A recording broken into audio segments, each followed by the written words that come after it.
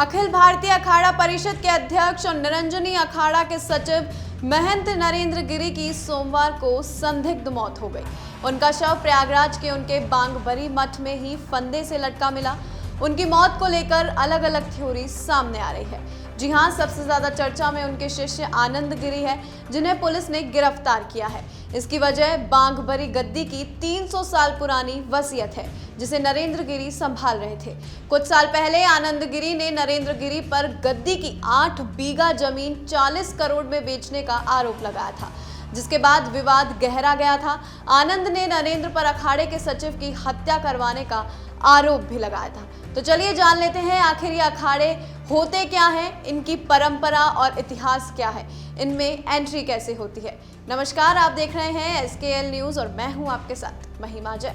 कहा जाता है कि आदि शंकराचार्य ने 8वीं सदी में 13 अखाड़े बनाए थे। इन अखाड़ों का गठन हिंदू धर्म और वैदिक संस्कृति की रक्षा के लिए किया गया था। उस दौर में वैदिक संस्कृति और यज्ञ परंपरा संकट में थी, क्योंकि बौद्ध धर्म तेजी से भारत में फैल रहा था और बौद्ध धर्म में यज्ञ और वैदिक परंपराओं का निषेध था। मूलतः धर्म की रक्षा के लिए नागा साधुओं की एक सेना की तर्ज पर ही अखाड़ों को तैयार किया गया था, जिसमें उन्हें योग, अध्यात्म के साथ शस्त्रों की भी शिक्षा दी जाती है। आज तक वही अखाड़े बने हुए हैं। नासिक कुंभ को छोड़कर बाकी कुंभ मेलों में सभी अखाड़े एक साथ स्नान करते हैं। नासिक के कुंभ में वैष्णव अखाड़े नासिक में और शैव अखाड़े त्र्यंबकेश्वर में स्नान करते हैं। ये व्यवस्था पेशवा के दौर में कायम की गई, जो सन 1772 से चली आ रही है। अखाड़ों की अपनी व्यवस्थाएं होती है, लेकिन आदि शंकराचार्य ने इन 10 अखाड़ों शैव और उदासीन की व्यवस्था 4 शंकराचार्य पीठों के अधीन की है। इन अखाड़ों की कमान शंकराचार्यों के पास होती है। अखाड़ों की व्यवस्था के लिए कमेटी के चुनाव होते हैं, लेकिन अखाड़ा प्रमुख का पद अलग होता है, जो अखाड़ों की अगुवाई करता है। 10 शैव अखाड़ों में आचार्य महामलेश्वर पद सबसे बड़ा होता है। ये अखाड़े के प्रमुख आचार्य होते हैं, जिनके मार्गदर्शन में अखाड़े काम करते हैं। महंत और महामंडलेश्वर स्तर के संतों की अखाड़े में एंट्री इन्हीं की अनुमति से होती है और ये ही उनके आचार्य माने जाते हैं। तो वहीं वैष्णव अखाड़ों में अणि महंत पद सबसे बड़ा होता है। इसमें महामंडलेश्वर जैसे पदों में समतुल्य श्री महंत पद होता है। इन सभी श्री महंतों के आचार्य को अणि महंत कहा जाता है, जो अखाड़े का संचालन करते हैं। ये 13 अखाड़े कौन से हैं, चलिए एक नजर डालते हैं। परंपरा के मुताबिक शैव, वैष्णव और उदासीन पंथ के सन्यासियों के मान्यता प्राप्त कुल 13 अखाड़े हैं। इन अखाड़ों का नाम निरंजनी अखाड़ा, जूना अखाड़ा, महानिर्वाणी अखाड़ा, अटल अखाड़ा, आह्वान अखाड़ा, आनंद अखाड़ा, पंचाग्नि अखाड़ा, नागपंथी गोरखनाथ अखाड़ा, वैष्णव अखाड़ा, उदासीन पंचायती बड़ा अखाड़ा, उदासीन नया अखाड़ा, निर्मल पंचायती अखाड़ा और निर्मोही अखाड़ा है। शाही सवारी, हाथी घोड़े की सजावट, घंटा नाद, नागा अखाड़ों के करतब और तलवार और बंदूक का खुले आम प्रदर्शन ये अखाड़ों की पहचान है। ये साधुओं का वह दल है जो शस्त्र विद्या में पारंगत होता है। अखाड़ों से जुड़े संतों के मुताबिक जो शास्त्र से नहीं मानते, उन्हें शस्त्र से मनाने के लिए अखाड़ों का जन्म हुआ। इन अखाड़ों ने स्वतंत्रता संघर्ष में भी महत्वपूर्ण भूमिका निभाई है। आजादी के बाद इन अखाड़ों ने अपना सैन्य चरित्र त्याग दिया था। शुरू में सिर्फ 4 प्रमुख अखाड़े थे, लेकिन वैचारिक मतभेद की वजह से उनका बंटवारा बढ़ता चला गया। तो वहीं इन अखाड़ों को अखाड़ा नाम कैसे मिला, ये भी जानना बहुत जरूरी है। अखाड़ा यूं तो कुश्ती से जुड़ा हुआ शब्द है, मगर जहां भी दाव पेच की गुंजाइश होती है, वहां इसका प्रयोग भी होता है। पहले आश्रमों के अखाड़ों को बेड़ा अर्थात साधुओं का जत्था कहा जाता था। पहले अखाड़ा शब्द का चलन नहीं था। साधुओं के जत्थे में पीर होते थे। अखाड़ा शब्द का चलन मुगल काल से शुरू हुआ।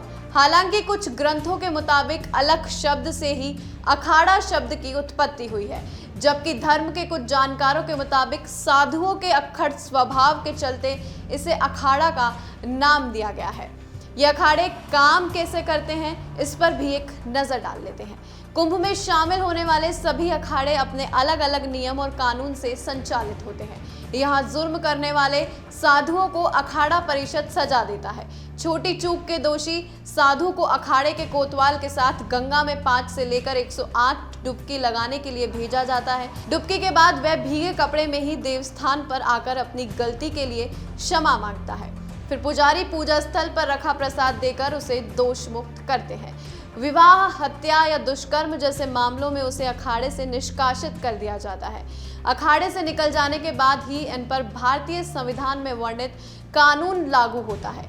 अगर अखाड़े के 2 सदस्य आपस में लड़े भिड़े, कोई नागा साधु विवाह कर ले या दुष्कर्म का दोषी हो, छावनी के भीतर से किसी का सामान चोरी करते हुए पकड़े जाने, देवस्थान को अपवित्र करे या वर्जित स्थान पर प्रवेश करे, कोई साधु किसी यात्री यजमान से अभद्र व्यवहार करे, अखाड़े के मंच पर कोई अपात्र चढ़ जाए तो उसे अखाड़े की अदालत सजा देती है। अखाड़ों के कानून को मानने की शपथ नागा बनने की प्रक्रिया के दौरान दिलाई जाती है। अखाड़े का जो सदस्य इस कानून का पालन नहीं करता, उसे भी निष्कासित कर दिया जाता है।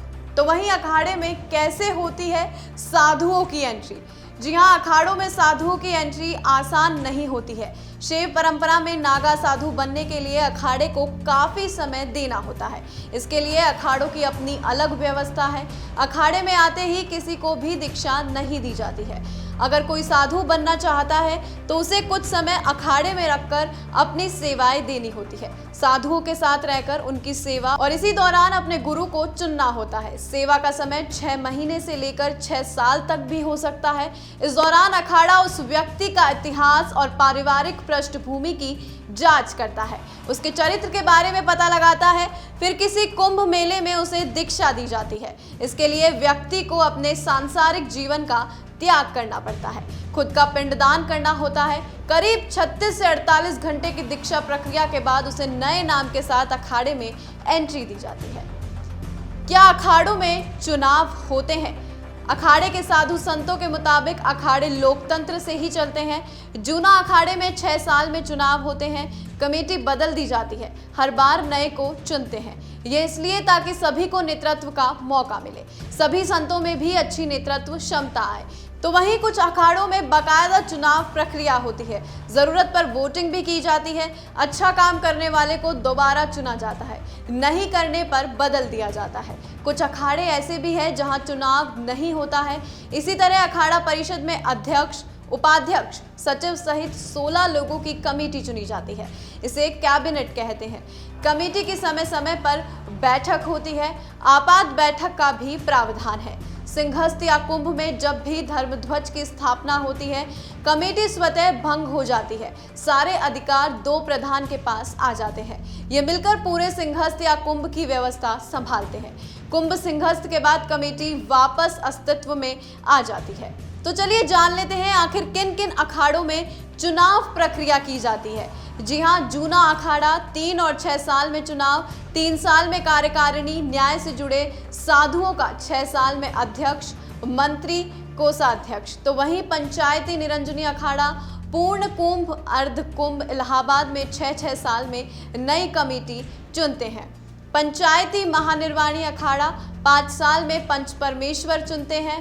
साथ ही पंचदशनामी आवाहन अखाड़ा 3 साल में रमता पंच, बाकी 6 साल में चुनाव होते हैं। पंचायती आनंद अखाड़ा 6 साल में चुनाव होते हैं। पंच अग्नि अखाड़ा 3 साल में चुनाव। पंच रामनंदी निर्मोही अणी अखाड़ा 6 साल में चुनाव। तो आइए चलिए जान लेते हैं कि आखिर ऐसे कौन से अखाड़े हैं जिनमें चुनाव प्रक्रिया नहीं की जाती है। पंचायती बड़ा उदासीन अखाड़ा, पंच व्यवस्था नहीं। 4 महंत होते हैं जो आजीवन रहते हैं, रिटायर नहीं होते हैं। तो वहीं पंचायती उदासीन नया अखाड़ा, एक बार बने तो आजीवन रहते हैं। पंच दिगंबर अणी अखाड़ा चुनाव नहीं, एक बार चुनते हैं, उन्हें असमर्थता विरोध होने पर मंच हटाते हैं। तो वहीं पंच रामानंदी निर्वाणी अणी अखाड़ा एक बार चुने जाने पर आजीवन या जब तक असमर्थ न हो जाए तब तक वह रहते हैं। फिलहाल के लिए इतना ही। आप देखते रहिए SKL न्यूज़। नमस्कार।